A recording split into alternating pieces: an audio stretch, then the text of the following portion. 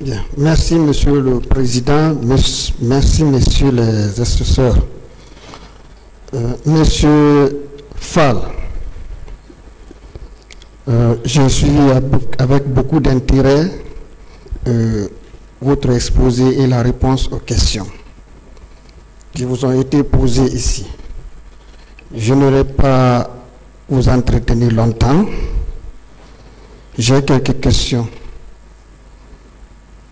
Je voudrais savoir, est-ce que l'organisation de ce meeting à la date du 28 septembre 2009 avait violé un quelconque principe, qu'il soit national ou international?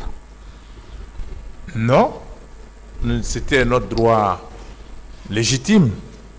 Et comme je l'ai dit, tous les instruments internationaux auxquels la Guinée a souscrit nous autorisaient à nous rassembler. Ça, c'est d'un. Deuxièmement, à aucun moment, on nous a dit qu'on ne pouvait pas faire ce meeting. À aucun moment. À aucun moment. Donc, on avait le plein droit de le faire. Bien. Prenons le cas contraire. Et que ce meeting, la tenue de ce meeting, aurait violé un principe, qu'il soit national ou international. Est-ce que les mesures qui ont été prises à l'encontre des manifestants étaient appropriées? Je l'ai dit hier, je l'ai expliqué, que la mesure qu'ils ont prise était simplement les représailles et la répression, et qu'ils avaient d'autres mesures plus appropriées s'ils voulaient. Ils pouvaient éviter ce qui est arrivé. Ce qu'ils ont utilisé était inapproprié et inacceptable. Bien. Est-ce que vous saviez, dans le même temps, après la visite à l'abbé, il y avait des délégations qui étaient déployées à l'intérieur du pays pour aller tenir des meetings dans le sens de la candidature probable du président du CNDD. Est-ce que vous le saviez? Nous le savions très bien. Moi-même, j'ai dit hier que je revenais de Cancan. Je suis rentré quelques jours avant le 28 septembre de Cancan et j'avais vu à Cancan à l'époque des délégations qui étaient venues, qui avaient vu des notables et ils se préparaient à la visite du président du CNDD. Et dans d'autres villes de Guinée, on avait toutes les informations. C'est la raison pour laquelle nous avons tenu à faire notre meeting, pour que les forces vives marquent leur détermination à s'opposer à cette candidature. Bien. Alors, la thèse du complot qui a toujours été déployée ici comme argument, je voudrais savoir, est-ce qu'on peut envoyer une délégation à le faire d'aller tenir des meetings en son honneur pour sa candidature et crier également que l'intéressé ou ces délégations sont en train de faire un coup contre sa personne? Je crois que je me suis prononcé très clairement sur la question de complot plusieurs fois. Et je crois que le tribunal en a pris acte. Bien. Monsieur Fall, vous êtes au stade du 28 septembre. Les militaires sont rentrés en tirant par-ci, par-là. Et un groupe s'est détaché et venu vers les leaders.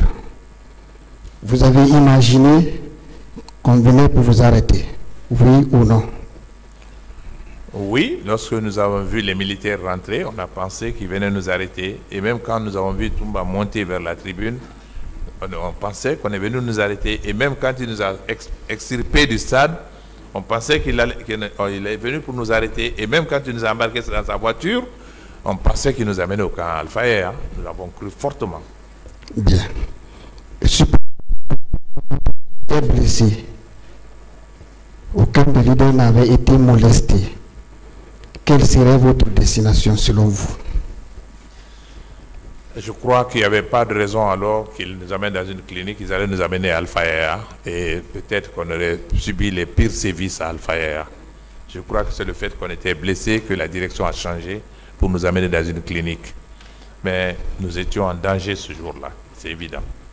Et voilà, j'apprécie votre intervention lorsque vous avez dit que lorsque le commandant Toumba a compris qu'on était tous ensanglantés, il nous a amenés vers la clinique, n'est-ce pas? Absolument, oui. Bien.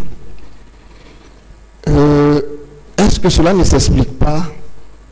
Dans la soirée, vous étiez à la clinique Pasteur, mais vous n'aviez pas aussi le droit de faire vos mouvements, vous n'étiez pas en liberté.